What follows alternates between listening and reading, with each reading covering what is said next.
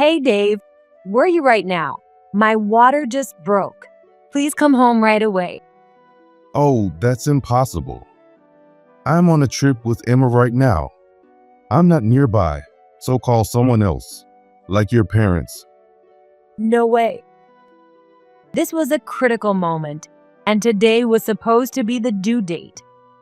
Despite that, why was Dave on a trip with Emma? Feeling frustrated but realizing time was of the essence, I hurriedly called my dad. With the help of my dad and his assistant, Rick, I managed to safely give birth to a baby girl. Still, Dave had planned a trip with Emma on the due date and didn't visit me even once during my hospital stay. Even after knowing our daughter was born, he continued his trip. Does Dave really think Emma is more important than our newborn daughter? I was completely furious and decided to plan some revenge. With the help of my dad, who is the president of a construction company, Dave was in for a surprise when he returned from his trip. I'm Kate Martin, a 37-year-old housewife who got married a year ago. Before my marriage, I worked at my dad's construction company. I stayed single into my mid-30s, dedicated to my work, and planned to take over my dad's company one day. But then a turning point came. It happened when we were contracted to renovate a hospital in the neighboring town. After work, a man suddenly approached me. Excuse me, are you on your way home? If it's all right, would you like to have dinner together? The man who spoke to me was a doctor working at that hospital. I had no particular plans, so I didn't find any reason to refuse and decided to go with him. The doctor's name was Dave Martin, 3 years older than me. He had noticed how hardworking I was and found me intriguing. Dave, like me, was dedicated to his work and still single. I hadn't had much luck with men until then, but I started to wonder if he was interested in me. After all, I was at an age where it wouldn't be strange to meet someone nice. However, I had the goal of taking over my dad's company. Since Dave was a doctor, I wondered if our futures were compatible. Curious, I asked about his views on marriage. So Dave, do you want the woman you marry to have a career? Dave smiled and answered, No. It might sound old-fashioned, but since my job requires me to be away from home a lot, I'd like my partner to focus on the household. But don't worry, I'll fully support and take care of you, so you won't have to worry about anything.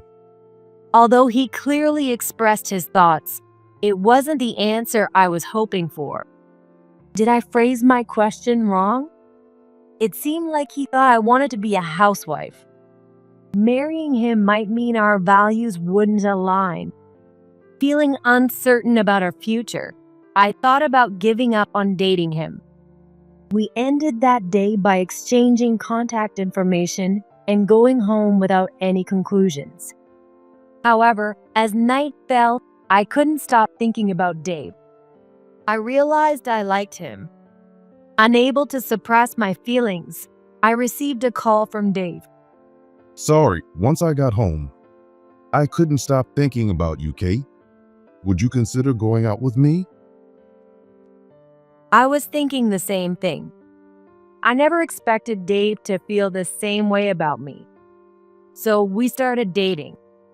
But the issue of whether to take over the company remained. When I consulted my dad, he reassured me. Don't worry about the company. We have many capable employees who can handle things.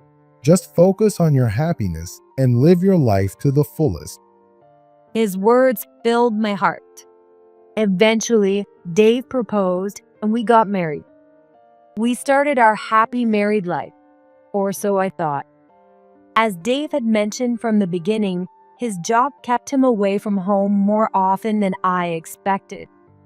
After getting married, I quit my job to become a full-time housewife. Even though I was determined to take care of our home, I started feeling lonely being alone so much. When Dave was home, I couldn't complain about feeling lonely since he came back tired. However, my worries didn't end there. Dave's salary was deposited into our joint account, but on payday, he would withdraw about half of it immediately. When I asked him what he was spending it on, he replied with an annoyed look, Medical work involves a lot of expenses for conferences and training. Plus, teamwork is crucial, so I can't refuse when my colleagues invite me out. You can't just pocket everything you earn. While it seemed reasonable, I couldn't really understand since I had never worked in healthcare. Still, I thought managing the rest was my responsibility as his wife. I didn't press further, fearing it would upset him. But was that a mistake? His withdrawals escalated each month. Initially, he left half for household expenses, but it soon dwindled to 1/3, then 1/4. No matter how much I tightened our budget, it wasn't enough. Whenever Dave came home, I asked why he spent so much, but he insisted it was necessary expenses. However, this seemed excessive. I was reaching my breaking point. How can we manage if you cut our living expenses this much, even if it is necessary? It's not my fault. If you need more money, why don't you get a job yourself? How could he say that now? I wanted to keep working, but it was Dave who asked me to quit. My stomach churned with anger, and I started feeling nauseous. Reaching my limit, I rushed to the bathroom. I felt a bit better after throwing up, but hearing Dave's voice from behind made my chest tighten again. Are you faking it to get sympathy? Sorry, but I'm not falling for that. No, just leave me alone. I said this and went into the guest room, a place I usually don't use. I couldn't stand sleeping in the same room as Dave tonight, so I decided to sleep here. However, even after lying down, the nausea wouldn't go away. It felt like something was stuck in my throat too. I couldn't sleep all night because I was so worried. Maybe it was some kind of internal organ disease. The next morning, still feeling sick, I ignored Dave as he left for work and headed to the hospital. I chose a hospital closer to home, not the one where Dave worked. After explaining my symptoms during the exam, I was oddly referred to the obstetrics and gynecology department. Suspecting it might be the case, I headed to the obstetrics department in the same hospital. After the examination, I was told I was 8 weeks pregnant. The doctor congratulated me, but honestly, I wasn't sure how to feel. Anyway, I needed to tell Dave. Surely, if he knew we were having a baby, he would reconsider his spending. With that in mind, I sent him a message on my phone about the pregnancy. He read it in the early afternoon but didn't reply. Could it be that he wasn't happy about the baby? Feeling anxious, I waited for Dave to come home that night. However, he didn't come back for a long time. He shouldn't have any plans tonight. After 1 a.m., Dave finally came home and, seeing my face, asked something unexpected. Why are you still up? Anyway, that's not the point. You don't plan on having this baby, do you? Why would you ask that? Is there a reason I shouldn't? I was stunned by Dave's reaction. If he didn't want kids, why did he even get married? When I asked him why, he began telling an unbelievable story. It turns out that Dave's childhood friend recently got divorced. She had defied her parents to marry, so she couldn't return home and was struggling alone. So Dave said he was helping her as much as he could. I was speechless. Why should you have to help her? Her divorce is her own problem. It's not that simple. Emma, she always helped me when I was bullied as a kid. Now I want to be there for her. Was this some kind of repayment for childhood kindness? I could understand his feelings, but shouldn't he prioritize his own child now? Then it hit me. Wait a minute. Are you saying the money you've been withdrawing for necessary expenses was going to Emma?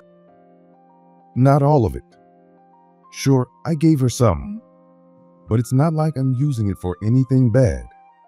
His excuse made me furious. Even if he had good intentions, it's our household money. He should have discussed it with me first. Maybe it was the pregnancy hormones, but I blurted out something I shouldn't have. If Emma is so important to you, then leave. I'm divorcing you. Fine by me. I don't need someone who doesn't understand me. I should have married Emma in the first place. It was the exchange of harsh words. Dave said that and left the house. Last night, I was so angry that I might have gone too far. Besides, it's better for my baby to have their father around. I decided to apologize and called him, but he didn't answer, so I left a message apologizing for my harsh words. Still, he didn't read my message. Should I give up on having the baby? That evening, I visited my dad at the company he runs and told him everything that happened. My dad was furious. What is Dave thinking? He's married. Even if they are childhood friends, it's outrageous to cut back on living expenses to help her out. You're right. I should have managed things better. Should I give up on having this baby? As I asked while gently rubbing my belly, my dad shook his head vigorously. No, that child is a precious life. Kate, don't worry about anything else. Just focus on having a healthy baby. I'll take care of everything else. My dad's words brought tears to my eyes. All the employees of the company who were around him said they would help. They were originally my coworkers, and we've always shared everything with each other. Encouraged by these strong colleagues, I decided to have this baby. When I returned home, Dave was standing in front of the door. He seemed to be waiting for me, looking a bit uncomfortable. What's wrong, Dave? Weren't you going to leave? Well, I was planning to leave at first. But you told your dad about what happened yesterday, didn't you? He called me and yelled at me. He said if I didn't come back immediately, I'd have to pay $100,000 for alimony and child support. He was so scary, like a mafia boss. I had no choice but to come back. Using your parents to threaten me is so unfair. So that's what happened. Anyway, since he came back, I told him about my decision to have the baby and the due date. However, Dave still spent most of his time away from home, and he kept withdrawing money without telling me. You're probably giving it to Emma again. Even when I made snide comments, he just ignored me. Dave only came back because he didn't want to pay the large amount of money. As the due date approached, Dave was still rarely home. I didn't want to trouble my dad by having the baby at his house since he's the only man there, so I decided to wait at home for Dave. But even on the due date, he didn't come back. Being alone at home, I started to get anxious. Then it happened. Suddenly, I felt labor pains. And then a warm sensation. My water broke. I couldn't bear it any longer and tried to call a taxi, but I couldn't find the paper with the taxi company's number. I should have saved it on my phone. Calling an ambulance would disturb the neighbors. I should call Dave immediately. When I called, Dave answered right away. Hey Dave, where are you right now? My water just broke. Please come home right away. No, that's impossible. I'm on a trip with Emma right now. I'm not nearby, so call someone else, like your parents. No way. This was a critical moment, and today was supposed to be the due date. Despite that, why was Dave on a trip with Emma? However, there was no time to be angry in such an urgent situation. I hurriedly ended the call and phoned my dad. He said he would come right away. Since he didn't have a driver's license, he came with his assistant, Rick. Kate, are you okay? We're going to the hospital right now. He called out to me loudly while running toward me with Rick, his assistant, who was driving. Rick is the company's executive vice president and always supports my dad in emergencies. I put my arms around both my dad and Rick, and they helped me to the back seat of the car. My dad sat next to me and kept encouraging me while rubbing my back until we reached the hospital. Thanks to them, I safely gave birth to a baby girl. I heard it would have been dangerous if we had arrived a bit later. I was filled with gratitude for my dad and Rick. Thanks to them, I was able to safely deliver my precious child. I couldn't help but adore my daughter, who was crying with a bright red face. My dad was overjoyed, raising both hands in celebration of having a grandchild. I asked my dad to bring Rick, who had been waiting outside the delivery room, inside. I wanted to thank the man who had saved my daughter's life as soon as possible. Rick came in, looking a bit embarrassed. Kate, congratulations on the birth of your baby. All thanks to you, underboss. Rick laughed and shook his head lightly when I called him by his old title. No, our company is now a legitimate company, so please don't call me that. Your daughter will be surprised. For a moment, the atmosphere felt warm, and I smiled. Was it just my imagination? My daughter, who had stopped crying at some point, now seemed to have a slight smile on her face. Seeing my daughter's peaceful expression, I resolved to make her happy no matter what. However, my spirits sank as I stayed in the hospital room. This was because I hadn't been able to contact Dave since then. He knew I was admitted to this hospital, and I had sent him my room number via message. The longer I waited for a response from Dave, the more depressed I became each day.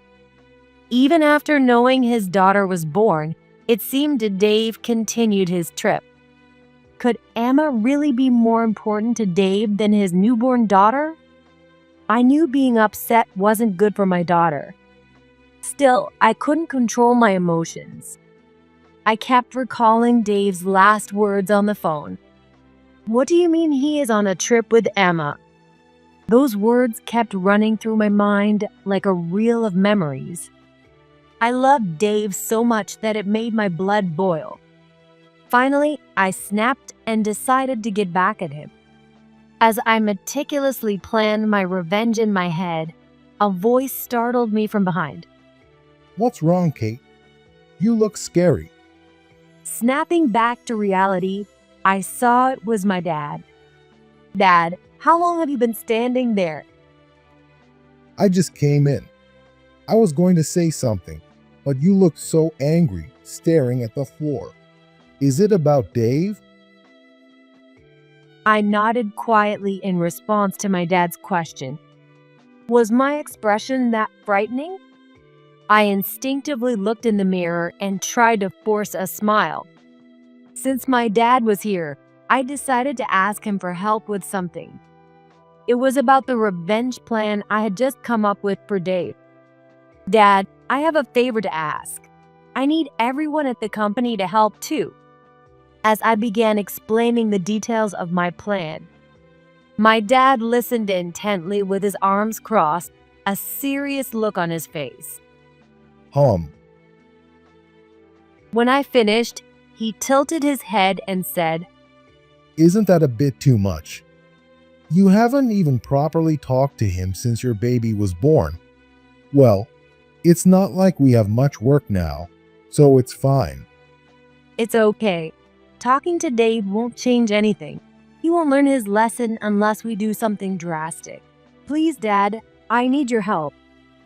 Desperately pleading with my hands clasped, my dad finally agreed to help. I could already picture Dave's surprised face. A week had passed since the birth. Even though I was in my late 30s, my recovery went smoothly, and I was discharged without any issues. After leaving the hospital, I decided to stay at my dad's house with my daughter. While I was in the hospital, everyone in the Blackwood family swiftly carried out the plan I had asked my dad for. On the way back to my dad's house, I made a stop and attached something to the restricted area rope. That something was. When I called the hospital where Dave works, I found out that he had taken a 2-week leave. He had requested time off, citing wife's expected delivery, but he had probably been enjoying a trip with Emma all this time. According to the dates he requested the leave, he should be coming home today. As I had expected, Dave called in the evening. As soon as I answered, he started yelling. Hey, why is our house an empty lot? What happened to the house and my stuff? And more importantly, where are you right now? Calm down, I'll explain everything. I couldn't help but chuckle at his frantic tone. The house we lived in was built by my dad's company and was under his name. So I asked him to have it demolished while Dave was away. By the way, I sent Dave's belongings to his parents' house. When I explained the situation to his parents over the phone, they were furious about Dave's behavior. They even offered to come and apologize, but I declined, saying it was a matter between Dave and me until we could have a proper discussion. Hearing all this, Dave seemed flustered over the phone. Realizing he hadn't noticed something yet, I asked him, "Did you see the letter I left on the rope at the empty lot? It was covered in plastic so it wouldn't get wet in the rain."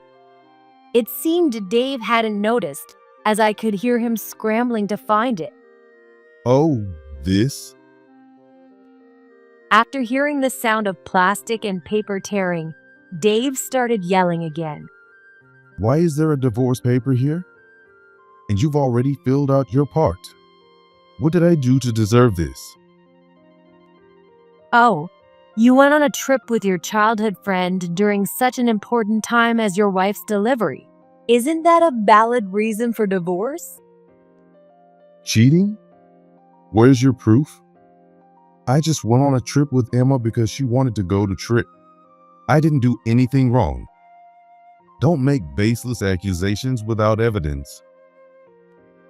Dave denied cheating, but I had solid proof. Right after giving birth, I told my dad about Dave and Emma's trip, and Rick heard it too. When Rick heard the name Emma, he reacted. Could it be Emma Brown? If so, that's my ex-wife who recently got divorced. I remembered that Rick had gotten married about a year ago, but I had never seen his wife's face and recently heard that they had divorced. I described Emma's features as I knew them from Dave, and it seemed to match Rick's description. Then Rick said, If it's the hotel Emma mentioned wanting to go to, I have a good idea where it is. I'll send some of my colleagues to check it out. Following Rick's instructions, a few young employees from the company went to the hotel where Dave and Emma were staying.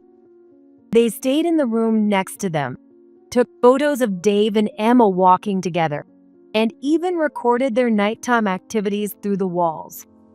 When I told Dave that these would all serve as evidence, he couldn't say anything and hung up the phone.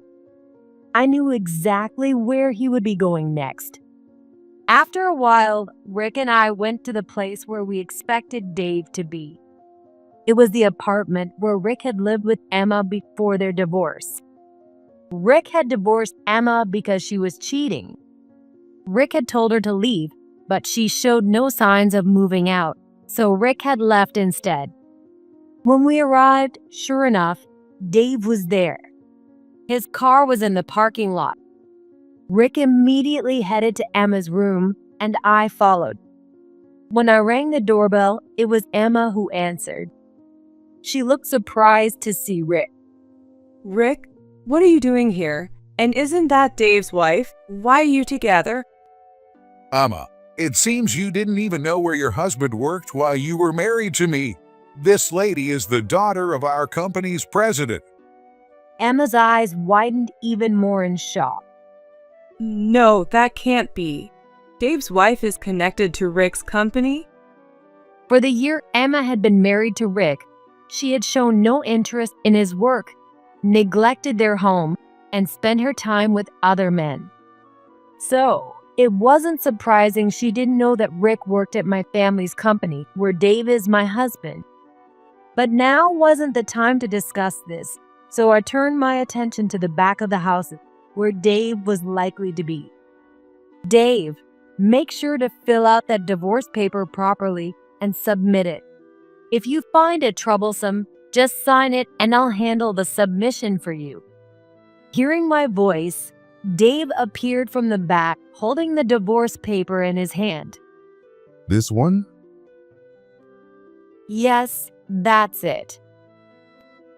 Just as I was eager to finalize the divorce, Rick interrupted. Wait a minute. Your husband cheated with Emma. We have proof, so he needs to sign a pledge to pay the alimony before we submit the divorce papers. Geez, alimony. Well, with my income, it's not that big of a deal. Dave said with a nonchalant expression. But Rick gave Dave a sinister smile, as if to say, "Do you really think it'll be that easy?" It seemed he had something in mind. Rick then turned to Emma. And Emma, you haven't paid the alimony for your affair yet. I even gave you the apartment. What's your excuse? I have had enough. Pay up the alimony now, every last cent. Rick's intimidating tone left Emma flustered. Seeing this, Dave tried to defend Emma. This is like a mafia move. Kate's father was the same way. This is outright intimidation. What kind of people work at this company? Everyone's scary. Mafia? Up until recently, everyone here used to call me underboss. Dave's face went even paler. He looked at me nervously and said, So, does that mean your family, the Blackwood family, is? "Yes, exactly what you're thinking. But now we're a legitimate business. My dad is well respected in the community for his honest work, which is why even your parents trusted him and didn't object to our marriage." Emma also didn't seem to know as she turned pale. She looked like she was thinking she had to pay the alimony quickly or face unknown consequences. Hey Rick, I'll work and pay you back little by little. Can you wait until then? I'm fine with that, but Emma, it's not just about paying me. You had an affair with her husband, so you need to pay Kate alimony too. Rick's intimidating voice made Emma look scared as she answered quietly. Yes. Good. That settles it. People who do bad things need to make things right. That's right. And Dave, you will also sign a pledge stating that after the divorce, you will not have any contact with our daughter. Normally, Dave would have argued back, but now he just nodded meekly like Emma had earlier. Yes. Rick and I weren't threatening them by using our positions. It's just that our principle of making sure things are done properly hadn't changed. I took the signed pledge and the divorce papers from Dave and left with Rick. I owe Rick a lot, so I need to thank him properly. Rick, thank you so much for today. If it weren't for you, Dave would have gotten away with everything, and I would have been left crying. No, I should be thanking you. Because of you, I have a way to get alimony from Emma. I can finally move on from her. Rick and I feel a great sense of relief. Even though we had cut ties, there was still some unresolved frustration. But now I could let go of the past and look forward to living a positive life. The next day, when Dave returned to work after his 2-week leave, he was greeted by the furious face of the hospital director. Rick's junior coworkers had sent photos of Dave's trip with Emma and recorded audio of their nighttime activities through the hospital's website contact form. It was probably Rick's idea. I really admire Rick's thoroughness. The hospital director saw all the evidence of Dave's lies and decided to fire him, taking a leave for his wife's delivery, but then not even attending and going on a trip with his mistress instead, naturally led to this outcome. I learned this when my former in-laws came to apologize after the divorce was finalized. They told me all about Dave's current situation. And so the alimony that Dave was supposed to pay was covered up front. Of course, he said he would make Dave pay it back later. Dave's inappropriate behavior had become well known among the local medical community. In this small rural area, rumors spread quickly to neighboring towns. So, it was no surprise he couldn't find a new job. In the end, Dave remained jobless and continued to stay with Emma. Meanwhile, Emma was working multiple part-time jobs from morning until late at night to pay the alimony to Rick and me. Since Dave was living off her, he was probably being treated poorly. Sure enough, I received a call from Dave asking for help. Kate, I was wrong. Please, can't you get me a job at your company? I'll put up with all the tough guys there, no matter how scary they are or how badly they treat me. Oh, what happened? You were so scared of our company before. According to Dave, Emma was making him do a lot of chores since she was busy with her part-time jobs. Even for simple cleaning tasks, if he left any dust, she made him redo it. Furthermore, if she didn't like the seasoning of the food that Dave cooked, she threw it in the trash. I never imagined Emma could be so terrifying. Sure, she was strong-willed even as a kid, but sometimes she even chases me with a knife. I don't think I can survive this. Well, she did protect you from bullies as a kid. Even I'd be scared of such a strong-willed woman. Indeed, there wasn't a single person in our family, even before we went straight, who would do such a dangerous thing. It's surprising that even ordinary women can be so terrifying. But despite feeling a bit of sympathy, helping Dave would mean eventually letting him see our daughter. If possible, I don't want him to meet her now. Maybe one day when she grows up and decides she wants to meet her father on her own. So I hardened my heart and responded coldly. Sorry, Dave, but I can't help you. You made your bed, now you have to lie in it. Find a job and make enough money to move out from Emma's place on your own. With that, I hung up the phone without waiting for his reply. Even though he had a medical license, he would have to figure something out eventually. However, a shocking event happened soon after. While watching TV at home, I saw a news report that Dave and Emma had been arrested. Upon hearing more details, it turned out that Dave, desperate for money, found a high-paying part-time job online. Emma jumped at the chance and joined him. But it was a shady job in the underworld. They were recruited through social media to be couriers. They were supposed to deliver phones to designated locations, but the phones contained details of illegal transactions. Even though Dave and Emma claimed they didn't know about it, that wouldn't get them off the hook. Dave knows nothing outside of the medical field and is clueless about the world.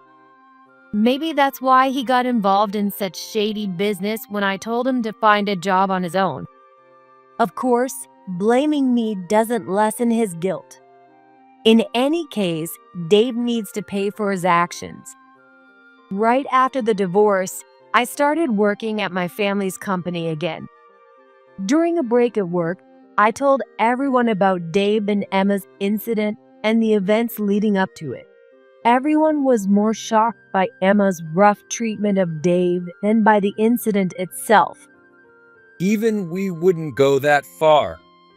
She's really scary. No wonder Rick divorced her so quickly. Rick nodded in agreement as everyone expressed their surprise about Emma. Well, maybe the real bad guys aren't the ones from our world. Those who act all high and mighty without knowing anything are scarier. Emma is a perfect example of that. Rick's comment made everyone laugh heartily. Our company truly feels like a family, always cheerful and warm. Since returning to work, I've been working hard with Rick, the executive vice president, to strengthen our company. Some colleagues have suggested that Rick and I should get together, but Rick is just my work partner. I'm enjoying my work now and not thinking about remarrying. My dad named my daughter Lily. Although he still holds the title of president, he has stepped back from day-to-day operations and is devoted to helping raise Lily.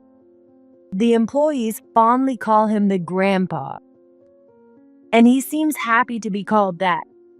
Lily is very attached to her grandpa, so as long as my dad is healthy, I don't have to worry about childcare and can focus on my work. And so, I continue to dedicate myself to work from early in the morning.